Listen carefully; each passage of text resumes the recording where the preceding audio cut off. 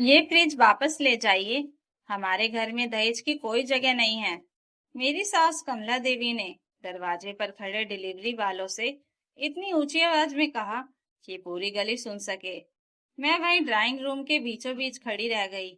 मेरे हाथ में अभी अभी मायके से आया मिठाई का डिब्बा था और आंखों के सामने मेरा सपना टूट रहा था। शादी को अभी 4 दिन हुए थे। मैं नेहा एक सरकारी स्कूल में विज्ञान की शिक्षिका थी और हमेशा से आत्मसम्मान के साथ जीने वाली लड़की रही थी। मेरे पिता एक रिटायर्ड बैंक कर्मचारी थे और माँ गृहिणी। उन्होंने अपनी पूरी जिंदगी की बचत मेरे विवाह पर लगा दी थी, लेकिन दहेज देने के लिए नहीं। जिस फ्रिज को आज कमला देवी लौटा रही थी, वह मेरे पापा का प्यार था।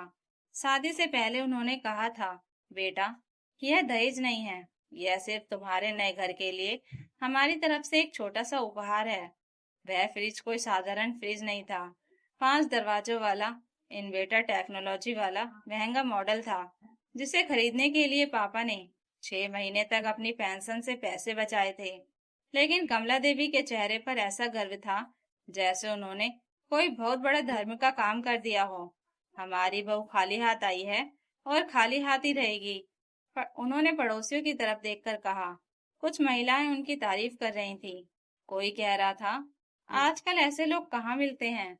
लेकिन मैं जानती थी कि यह सब दिखावा था, क्योंकि शादी से पहले इन्हीं कमला देवी ने मेरी माँ को बार बार फोन करके महंगे फर्नीचर, एसी और गहनों की बात घुमाकर कही थी। बस उन्होंने कभी सीधे शब्दों में दहेज नहीं मांगा था। मेरे पति रोहित वहीं खड़े थे। मैंने उम्मीद भरी नजरों से उनकी तरफ देखा। मुझे लगा वह कम से कम इतना तो कहेंगे कि यह मेरे माता पिता का प्यार है, इसे लौटाना ठीक नहीं। लेकिन उन्होंने हमेशा की तरह नजरें झुका ली। माँ, जो कर रही हैं ठीक कर रही हैं, उन्होंने धीमी आवाज में कहा। मेरे दिल में कुछ चुभ गया। फ्रिज वापस ट्रक में चढ़ा दिया गया। डिलीवरी वाले चले गए और मेरे पापा, जो यह सब अपनी आंखों से देख रहे थे, बिना कुछ कहे कार में बैठकर वापस चले गए। उनकी झुकी हुई पीठ मुझे आज भी याद है। उस रात मैंने रोहित से पूछा, तुमने कुछ कहा क्यों नहीं?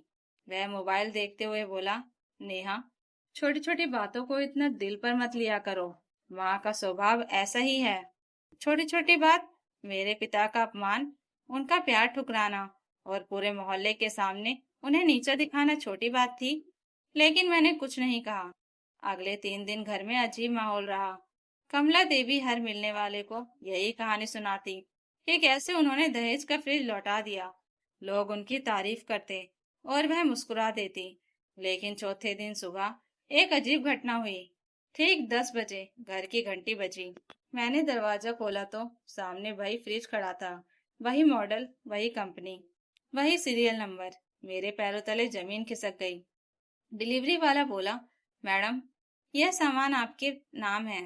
पीछे खड़े रोहित और कमला देवी भी बाहर आ गए। कमला देवी चिल्लाई, अरे, हमने तो इसे वापस भेज दिया था।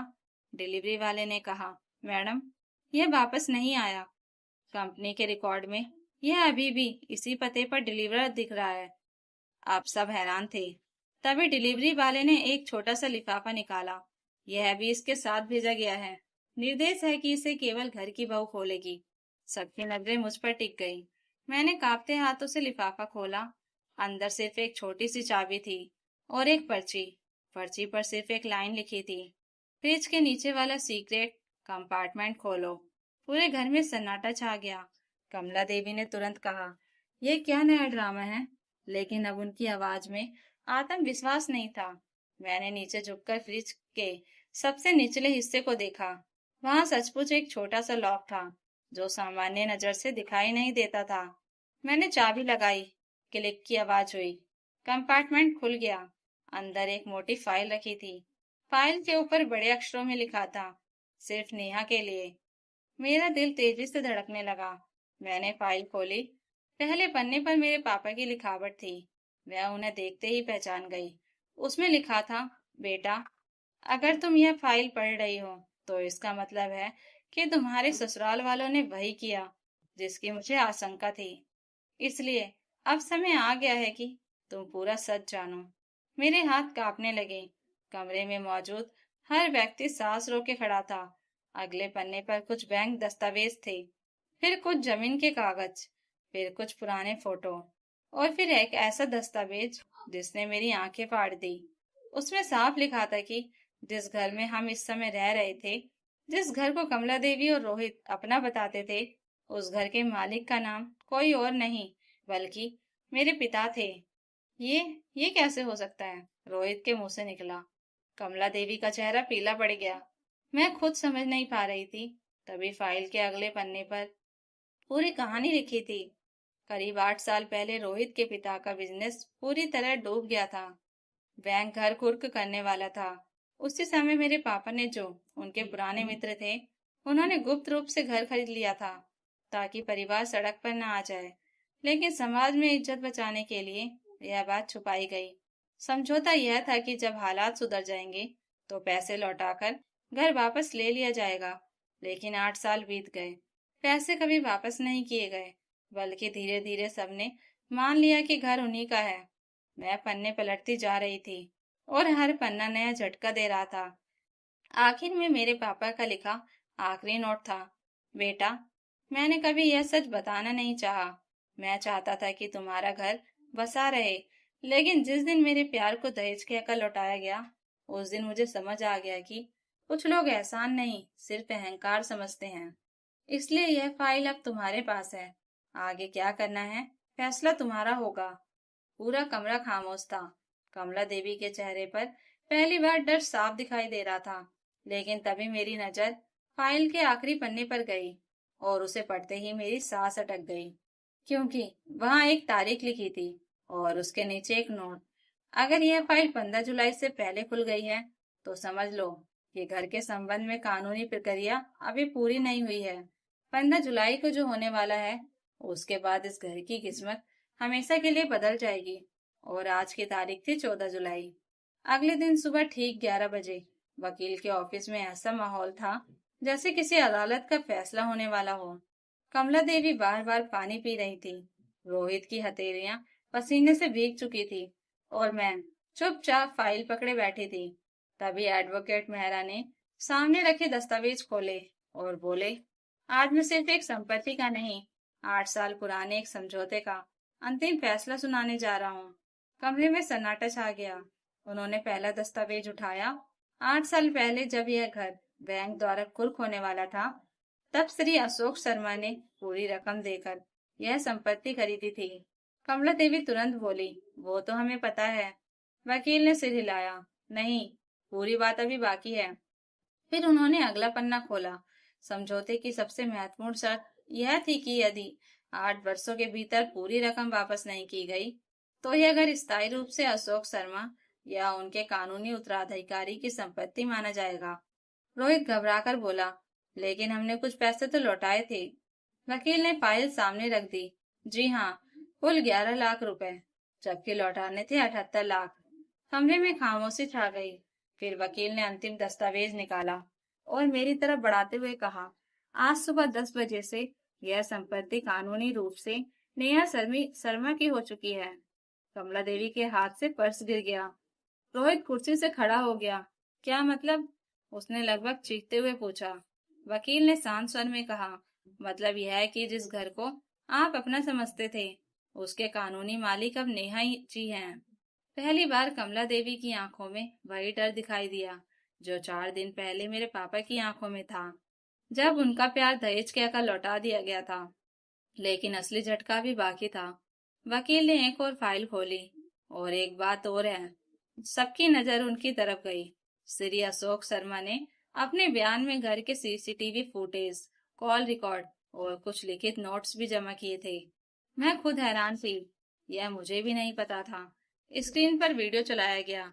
उसमें कमला देवी अपनी एक रिश्तेदार से कह रही थी, फीस तो लौटाना ही था, थोड़ा मोहल्ले में नाम भी होगा और लड़की वालों को उनकी औकात भी पता चल जाएगी।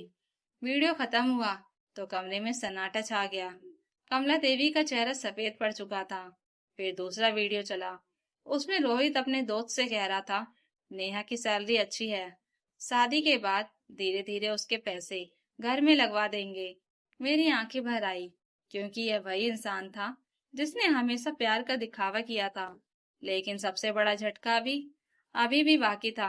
वकील ने आखिरी दस्तावेज खोला और तभी ऑफिस का दरवाजा खुला और अंदर नेहा के पिता अशोक शर्मा खुद चले आए। उन्होंने सामने देखकर सभी खड़े हो गए। अशोक जी ने कमला देवी की तरफ देखा और शांत स्वर में कहा, मैंने सोचा था यह सच कभी बताना नहीं पड़ेगा, लेकिन जिस दिन मेरे प्यार को दहेज कहकर लौटाया गया, उसी दिन मुझे समझ आ गया कि अब चुप रहने का कोई मतलब नहीं है। मैंने घर इसलिए नहीं खरीदा था कि एक दिन अपनी बेटी को संपत्ति दे सकूं। मैंने यह घर इसलिए बचाया था ताकि किसी का परिवार सड़क पर ना आए। लेकिन जिस दिन मेरे प्यार को दहेज कहा गया, उस दिन मुझे समझ आ गया कि इंसान की गरीबी पैसों की नहीं, सोच की भी होती है। कमरे में किसी की हिम्मत नहीं हो रही थी सिर उठाने की। नेहा, यह घर अब तुम्हारा है, लेकिन फैसला भी तुम्हारा होगा। तुम चाहो तो सबको यहीं रहने दो, चाहो तो खाली करवा दो, लेकिन फैसला डरकर मत लेना। अब सबकी नजरें मुझ पर थी। कमला देवी रोते हुए मेरे पैरों के पास बैठ गई। नेहा, हमें घर से मत निकालना, गलती हो गई। यही वही महिला थी जिन्होंने 4 दिन पहले पूरे मोहल्ले के सामने मेरे पिता का अपमान किया था। रोहित भी सिर झुकाकर खड़ा था, लेकिन इस बार मैंने तुरंत जवाब नहीं दिया। मैंने कुछ सेकंड तक पूरे कमरे को देखा, फिर धीरे से कहा, जब फ्रिज लौटाया गया था, तब मेरे पापा भी हाथ जोड़ सकते थे, लेकिन उन्होंने नहीं जोड़े, क्योंकि आत्मसम्मान भी कोई चीज होती है। कमला देवी रोने लगी। मैंने आगे कहा, आप लोगों ने सिर्फ एक फ्रिज नहीं लौटाया था, आपने मेरे पिता का सम्मान लौटाया था। कमरे में सन्नाटा छा। फिर मैंने वह कागज उठाया जिस पर मेरे हस्ताक्षर होने थे।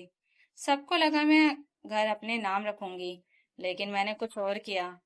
मैंने घर खाली कराने का नोटिस नहीं दिया, बल्कि एक नया समझौता लिखा।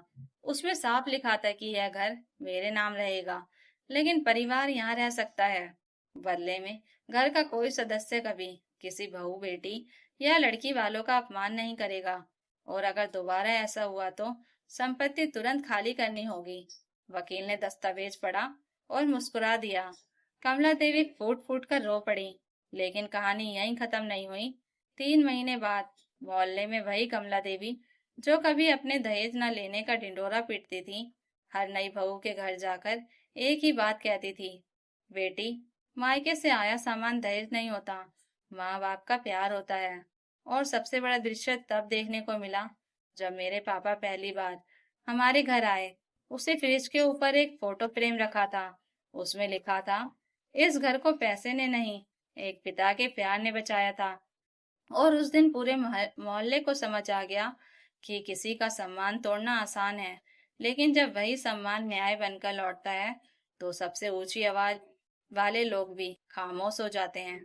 तो दोस्तों, अगर आपको यह कहानी अच्छी लगी हो तो कमेंट करके जरूर बताइएगा, और नई कहानियों के लिए चैनल को सब्सक्राइब जरूर कर लीजिएगा। Thank you for watching.